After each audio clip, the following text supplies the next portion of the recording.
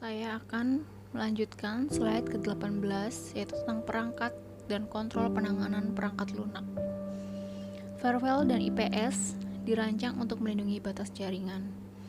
Namun, sama banyaknya rumah dan bisnis melengkapi kunci pintu eksterior dan sistem alarm dengan lemari yang terkunci dan brankas untuk menyimpan barang yang berharga. Organisasi dapat meningkatkan keamanan sistem informasi dengan menambahkan kontrol pencegahan pada perimeter jaringan dengan kontrol pencegahan tambahan pada workstation, server, printer, dan perangkat lain yang terdiri dari jaringan organisasi. COVID-5 menjelaskan praktik manajemen DSSS 0503 yang kegiatan terlibat dalam pengelolaan keamanan endpoint.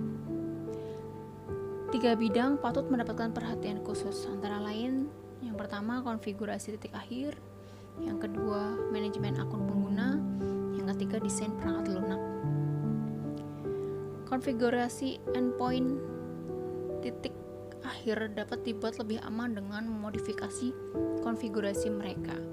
Konfigurasi default sebagian besar perangkat biasanya mengaktifkan sejumlah besar pengaturan opsional yang jarang. Demikian pula instalasi standar banyak operasi endpoint. Istilah kolektif untuk yang workstation, server, printer, dan perangkat lain yang terdiri jaringan organisasi. Kemudian ada patch, adalah kode yang dirilis oleh pengembang perangkat lunak yang memperbaiki ketentuan tertentu. Tambalan manajemen adalah proses untuk secara teratur menerapkan tambalan dan pembaruan untuk semua perangkat lunak yang digunakan oleh setiap organisasi.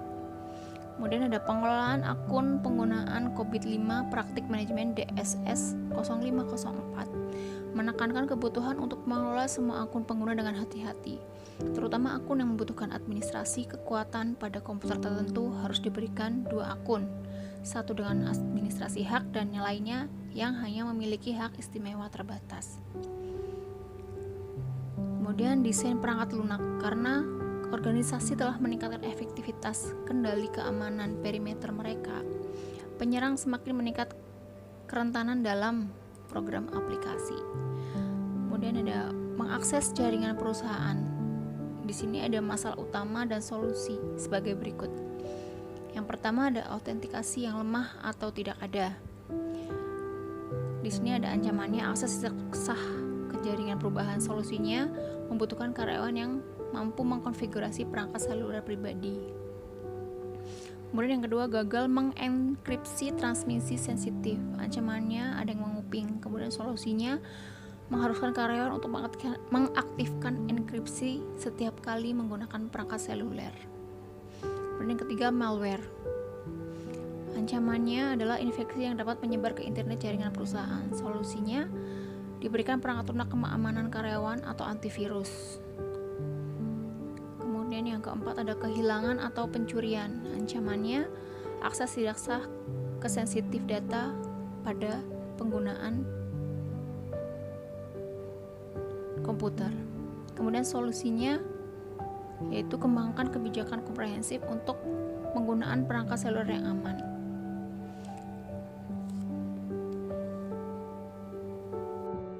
Tentang enkripsi. Enkripsi menyediakan lapisan pertahanan terakhir untuk mencegah akses tidak sah ke informasi sensitif. Enkripsi memainkan peran penting dalam mengamankan berbagai jenis aset teknologi informasi dengan memberikan hal-hal sebagai berikut.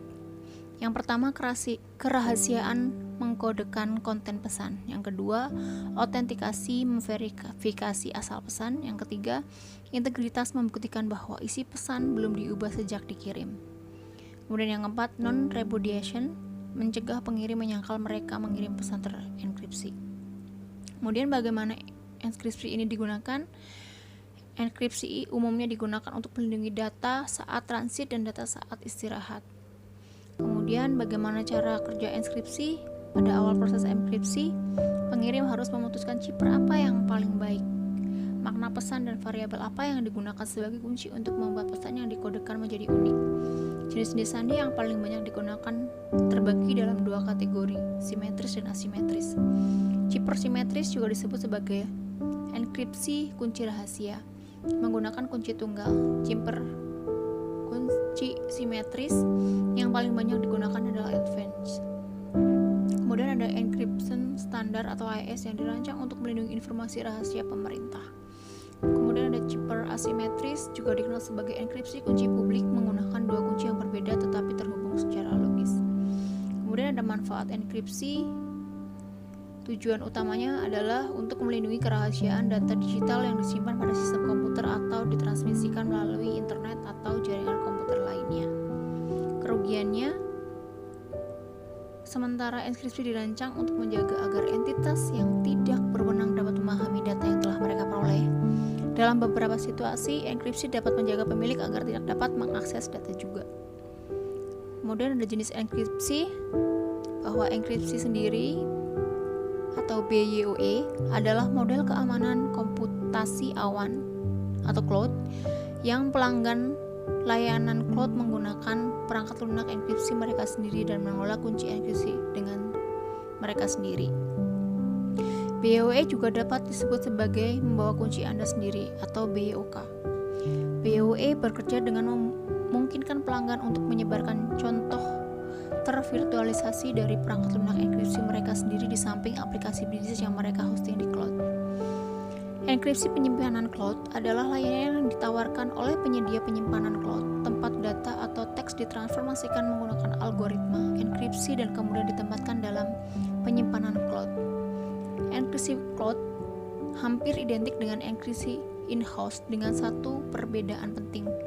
Pelanggan cloud harus meluangkan waktu untuk mempelajari tentang kebijakan dan prosedur penyedia untuk enkripsi dan manajemen kunci enkripsi untuk mencocokkan enkripsi dengan tingkat sensitif data yang disimpan.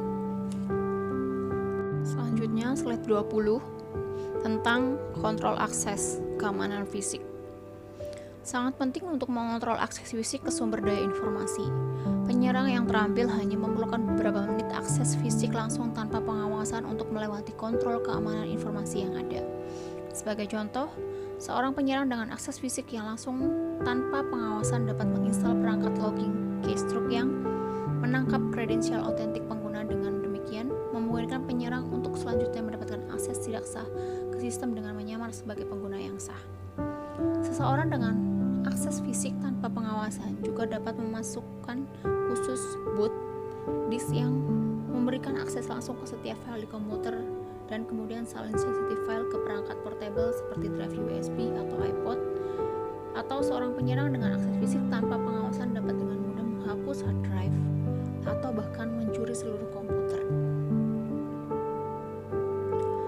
Akses ke kabel yang digunakan dalam LAN organisasi juga perlu dibatasi secara berurutan untuk mencegah penyadapan. Kemudian ada mengontrol akses fisik dengan man traps. Lembaga keuangan, kontraktor pertahanan, dan berbagai agen intelijen menyimpan data yang sangat berharga. Oleh karena itu, mereka sering perlu menggunakan langkah-langkah kontrol akses fisik yang lebih rumit untuk pusat data mereka daripada yang digunakan oleh sebagian besar organisasi lain. Kemudian ada sistem deteksi intrusi. Network Intrusion Detective System atau IDSS sendiri terdiri dari serangkaian sensor dan unit pemantauan pusat yang membuat log lalu lintas jaringan yang diizinkan untuk melewati firewall dan kemudian menganalisa log tersebut untuk tanda-tanda intrusi yang dicoba atau berhasil. Seperti IPS jaringan, IDS jaringan berfungsi dengan membandingkan lalu lintas yang diamati dengan basis aturannya. Selain itu, IDS bisa akan diinstal pada perangkat tertentu untuk memantau upaya tidak sah untuk mengubah perangkat dikonfigurasi. Perbedaan utama antara IDS dan IPS adalah lintas jaringan yang mencurigakan. Itu terserah manusia yang bertanggung jawab untuk memantau IDS untuk memutuskan tindakan apa yang harus diambil. Sebaliknya, IPS tidak hanya mengeluarkan peringatan tetapi juga secara otomatis mengambil langkah-langkah untuk menghentikan serangan yang dicurigai. Kemudian ada pemantauan berkelanjutan. Praktik manajemen COVID-5 APO 0108 menekankan pentingnya pemantauan secara berkelanjutan. baik kepatuhan karyawan dengan kebijakan keamanan informasi organisasi dan secara keseluruhan kinerja proses bisnis. Pemantauan semacam itu adalah kontrol detektif yang penting dapat secara tepat waktu mengidentifikasi masalah potensial dan mengidentifikasi peluang untuk meningkatkan kontrol yang ada. Akuntan dapat memberikan nilai dengan menarik COVID-5 diskusi tentang kemungkinan metrik untuk mengevaluasi keamanan informasi untuk membantu desain manajemen laporan efektif yang menyoroti bidang-bidang yang paling membutuhkan perhatian. CIRT harus memimpin proses respon insiden organisasi melalui hal-hal 4 langkah sebagai berikut. Yang pertama, pengakuan bahwa ada masalah. Biasanya ini terjadi ketika IPS atau IDS memberikan sinyal waspada, tetapi juga bisa menjadi hasil analisis log oleh administrator sistem. Kemudian yang kedua, penanganan masalah. Setelah intrusi terdeteksi, tindakan cepat diperlukan untuk itu dihentikan dan dapat mengandung kerusakan. Yang ketiga, pemulihan. Kerusakan yang disebabkan oleh serangan harus diperbaiki. Ini mungkin melibatkan pemberantasan setiap malware dan memulihkan data dari cadangan dan menginstal ulang program yang rusak. Kemudian tindak lanjut. Setelah semua pemulihan sedang dalam proses, CIRT harus memimpin analisis tentang bagaimana insiden terjadi. Langkah-langkah mungkin perlu diambil untuk memodifikasi kebijakan keamanan yang ada dan prosedur untuk meminimalkan kemungkinan insiden serupa terjadi di masa depan.